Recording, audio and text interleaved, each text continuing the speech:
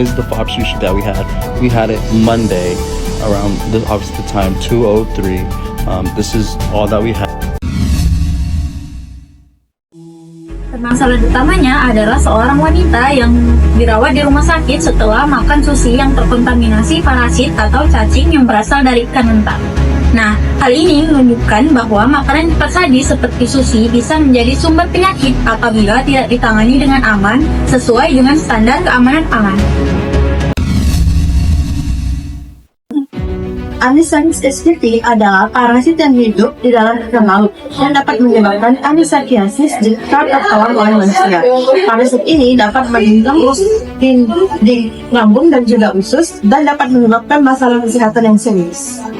Jadi kejadian ini termasuk foodborne illness parasit yang disebabkan oleh parasit yang terdapat di dalam sushi dan dikonsumsi oleh manusia. Lalu, dampak yang terjadi yang pertama, korban harus dilarikan ke rumah sakit karena menunjukkan kondisi yang serius. Yang kedua, restoran kehilangan kepercayaan konsumen karena konsumen khawatir terhadap keamanan dan kualitas makanan siap saji tersebut. Yang ketiga, bagi industri makanan, mereka harus meningkatkan kebutuhan pelatihan keamanan pangan dan pengawasan terhadap bahan baku. Gejala penyakit dapat berupa sakit perut hebat, nyeri di bagian perut, mual dan muntah, bahkan terkadang bisa menyebabkan demam atau iritasi.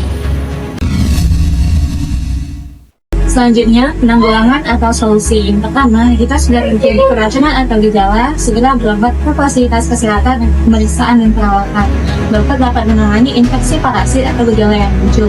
Yang kedua, bagi restoran atau penjual makanan harus menerapkan food safety management system seperti HACCP atau Hazard Analysis and Critical Control Point untuk mencegah bahaya dari bahan mentah sampai ke piring konsumen. Konsep yang menggunakan sistem HACCP ini dapat menjamin keamanan pangan dari kontaminasi. Selanjutnya, bagi pemerintah atau pihak terkait dapat melakukan pengawasan kepada restoran dan penjual makanan untuk memastikan mereka mengikuti standar sanitasi dan keamanan pangan yang benar, termasuk pemeriksaan bahan baku. Selanjutnya, cara pencegahan agar makanan seperti sushi aman dan tidak menyebabkan penyakit. Yang pertama, bekukan ikan pada suhu yang rendah sebelum disajikan mentah. Misalnya dibekukan di dalam freezer untuk mencegah pertumbuhan larva parasit seperti parasit anisakis. Lalu yang kedua, pastikan bahan makanan mentah berasal dari pemasok yang terpercaya dan menerapkan standar keamanan pangan yang ketat. Seperti contohnya sushi grade fish. Yang ketiga, biasakan menerapkan kebiasaan hygiene yang baik seperti cuci tangan dengan benar, lalu membersihkan peralatan makan dan peralatan masak dengan benar agar tidak terjadi kontaminasi silang.